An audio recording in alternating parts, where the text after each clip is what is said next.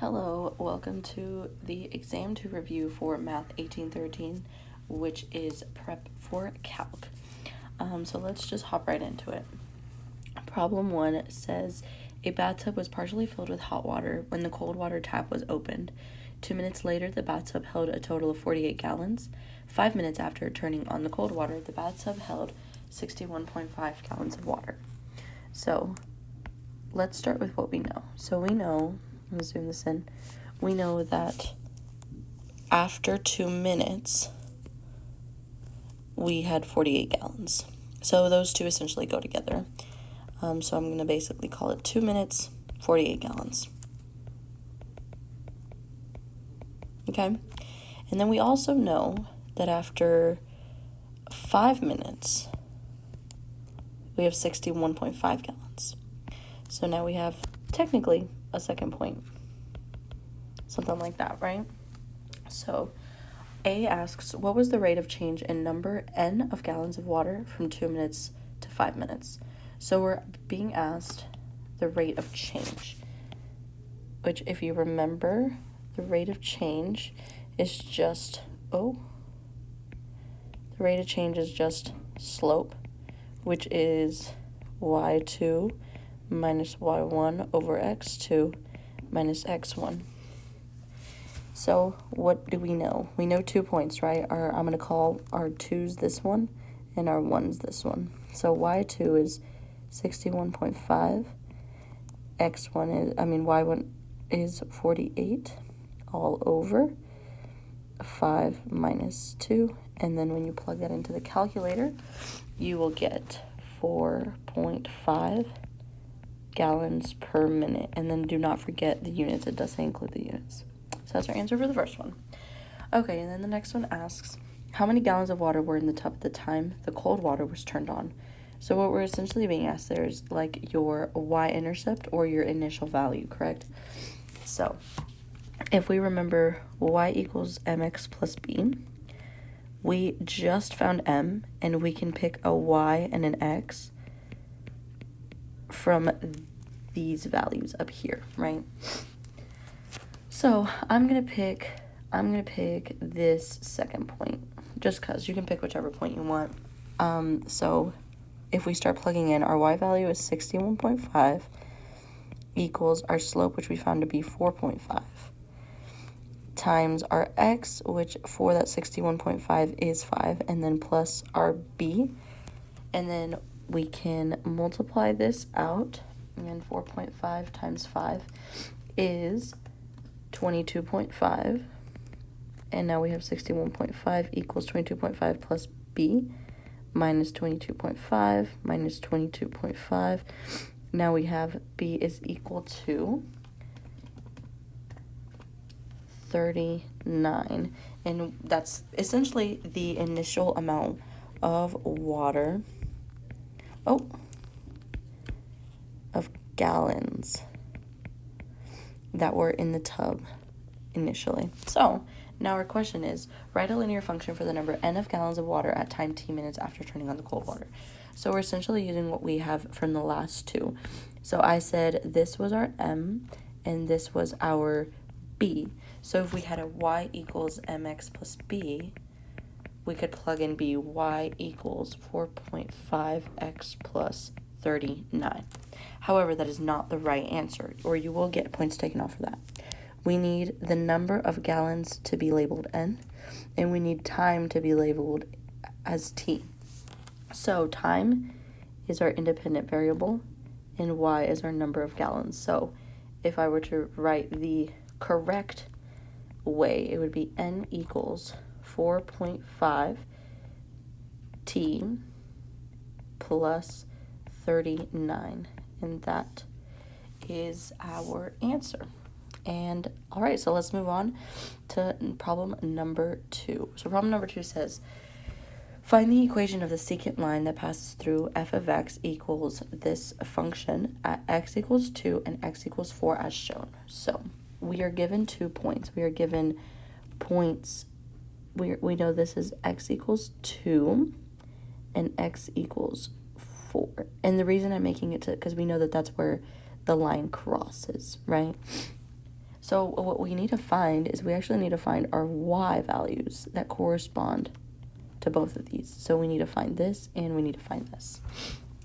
Let me zoom in just in case that was a little confusing.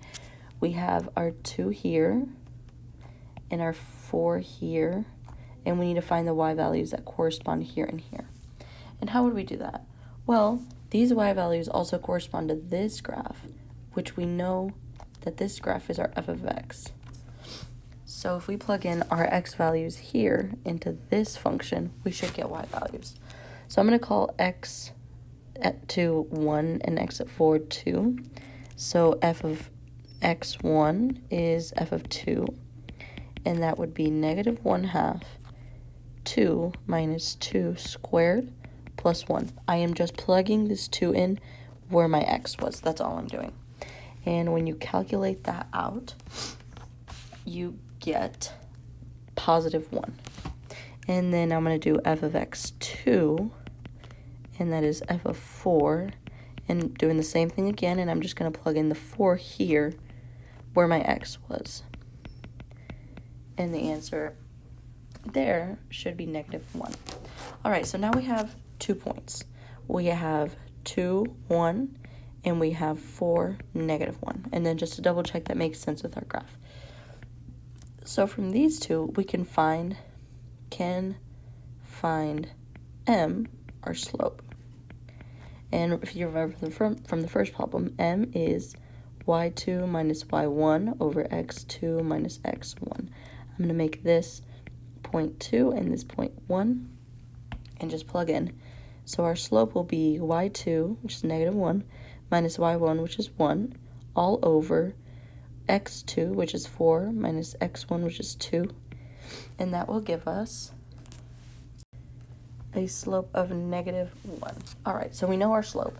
And now if you remember from part B of the first problem, we can actually go ahead and find, the goal of this problem is to find an equation, right? And we know it's a line, so our equation is going to look in the form y equals mx plus b, correct?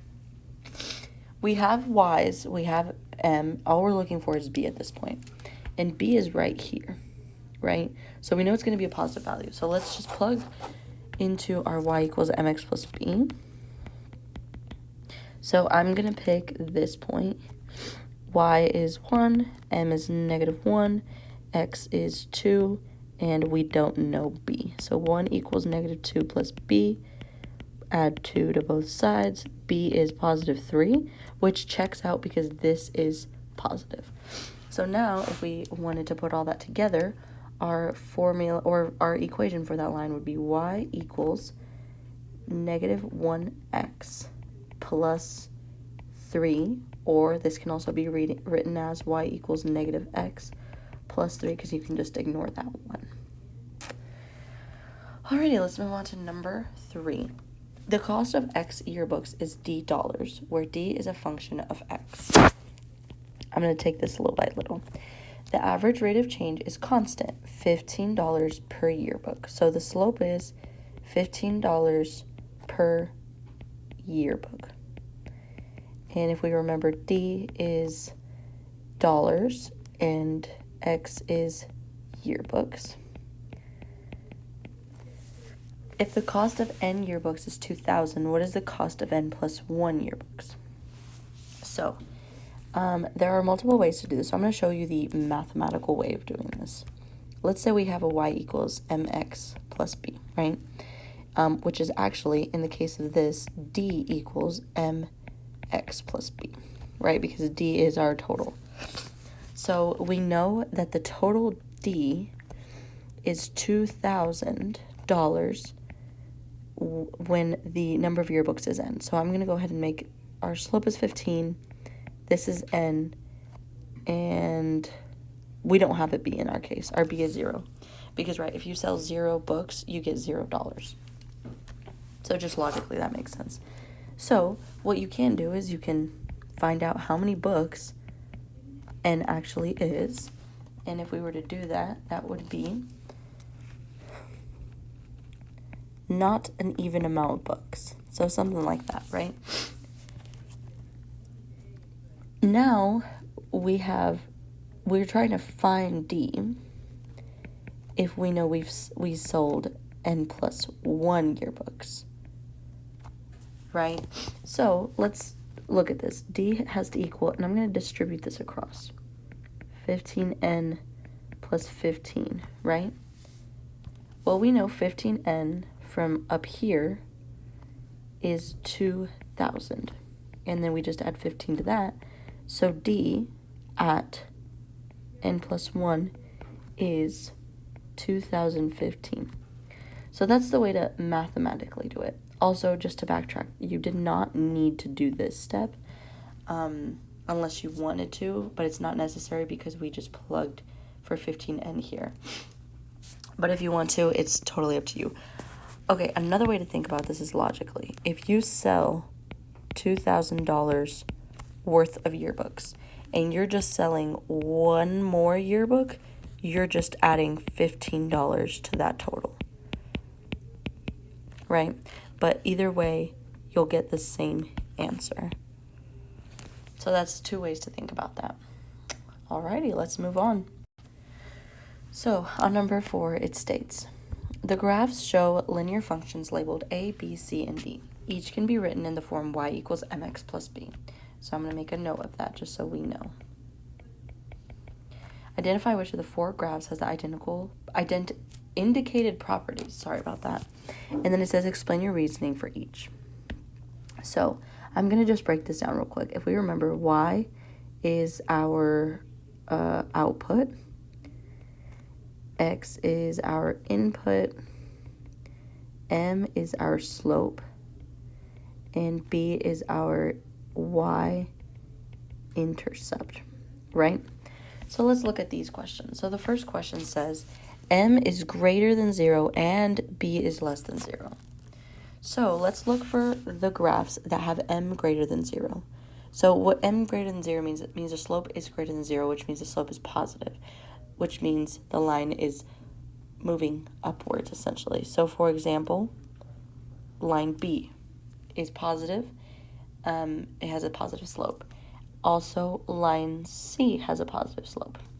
Neither of the other lines have a positive slope, right? So now we also want, give me 1 second, we also want B to be less than 0. So in order for B to be less than 0, it has to be under the x-axis. So this is 0. This is 0. So it has to be less than 0. So the 2 spots where I highlighted are the spots where there is a line with a B less than 0. So that means our line is line C. And the way to explain that would be, so it's C, right? Oh. And it would be positive slope and negative y-intercept. You can probably be a little more detailed than that, but that's like the general idea, right? So let's try the second one. So the second one, I'm going to go ahead and erase everything that I have drawn on here for each of them. Okay, so the second one says our slope is less than 0 and our y-intercept is greater than 0. So it's the opposite graph. So our slope is less than 0 are the negative slope lines. So this one and this one. And it's wanting the one with a positive y-intercept. So it looks like our answer is A. And that is because we have a negative slope and a positive y-intercept. Alrighty, now C says our slope is negative and our B is negative. Oh, I don't know why I didn't make that green. There we go. So I'm going to go ahead and erase what we have. Okay, so I erase what we have. And if we're looking at our negative slope line, so it's the same lines that we just looked at, but this time our y-intercept is also negative. So the one that does that is D. And again, it is because our slope is negative. And we have a negative y-intercept. Okay. So that's that with linear functions. Now we will be moving on to exponential functions. So this goes over section 3.2. Number 5 says, let f of x be an exponential function such that f of negative 1 is 6.4 and f of 2 is 12.5. Find the formula for f of x. So just like the first few problems, we're given 2 points essentially. So we're given points in x, y of negative 1, 6.4, and 2, 12.5. So let's talk about our general formula for an exponential function. Y equals a times b to the x, where a is usually our initial and b is essentially our rate of change. So essentially like almost like our slope. So it's our, we call it our growth rate, even though our growth rate can be negative sometimes, because it can grow negatively, I believe.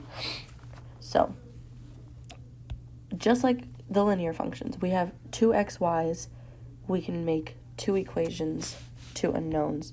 So I'm going to go ahead and show y'all what I mean by that. So we have y equals a times b to the x.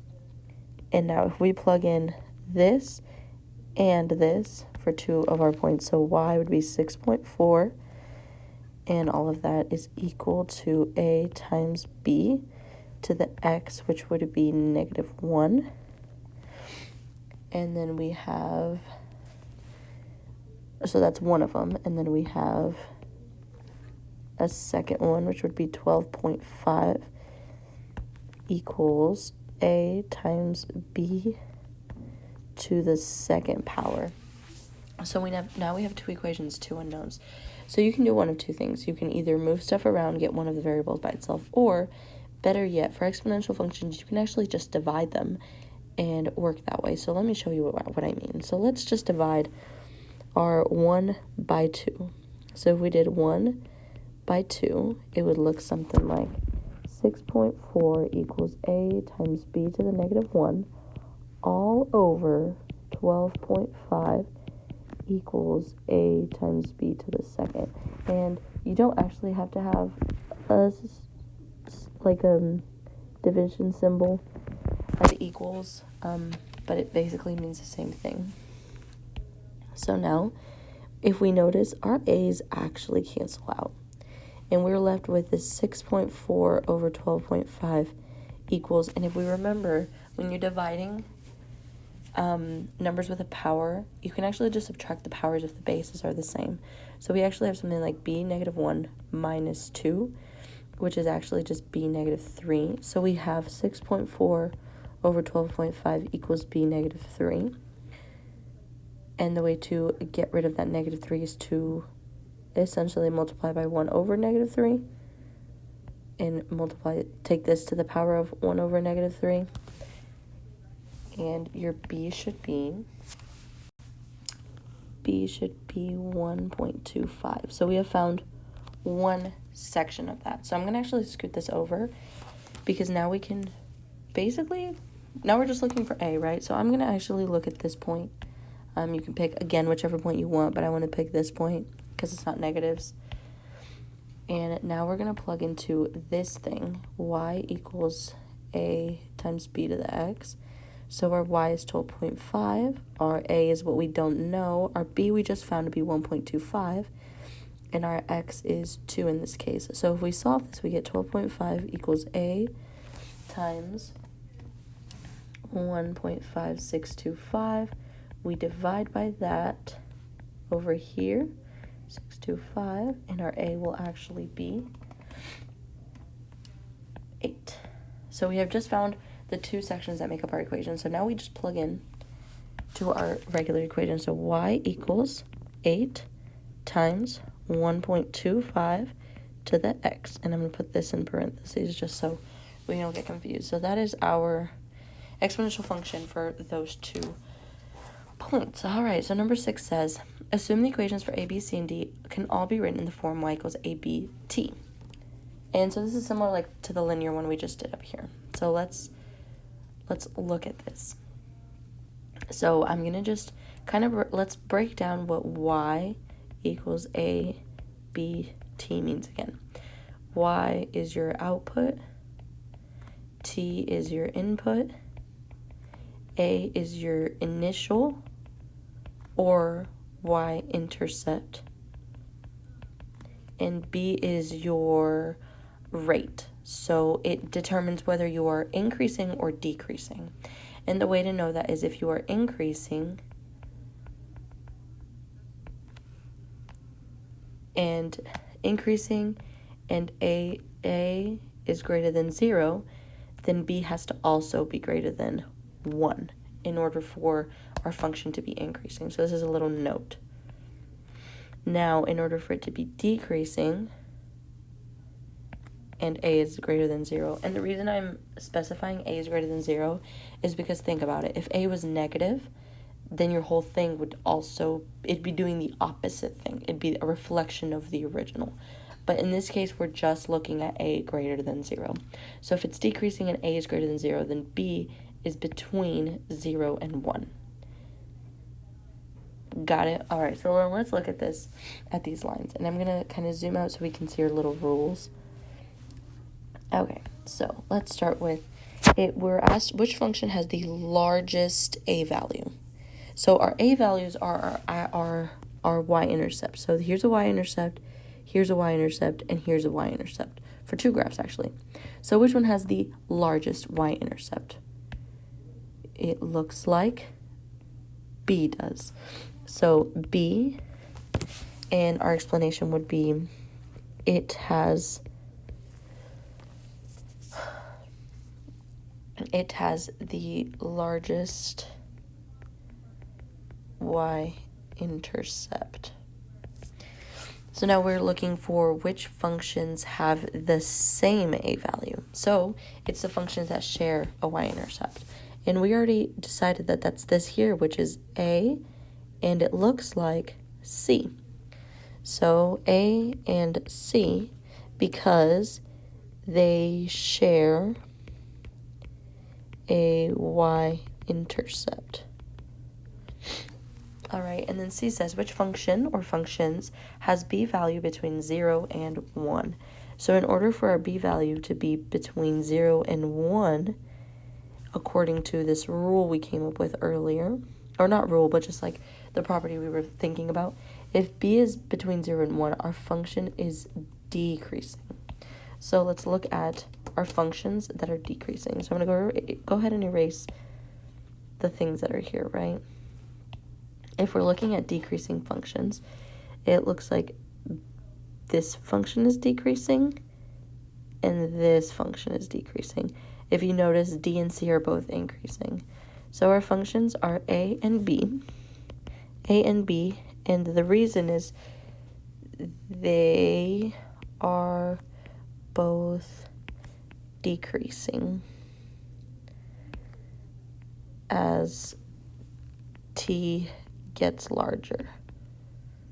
So they're decreasing to the right. And those are 2 ways that you can do that. So now we're asked the opposite, which function has a b value greater than 1? So that's our other 2 functions, right? And I will go ahead and erase what we have here just so we can look at the other 2. So it looks like this one's increasing and then this one's increasing. And then just to reiterate, that's because what we came up with here earlier. What we came up with here earlier. If b is greater than 1, then our function's increasing if a is greater than 0, which we know a is. So our 2 functions are c and d. And it is because they are both increasing as t gets larger. And just not to confuse, t, same thing as x, and then the y is the same. Alrighty. So that's it for part 1 of the review for exam 2. Stay tuned for part 2.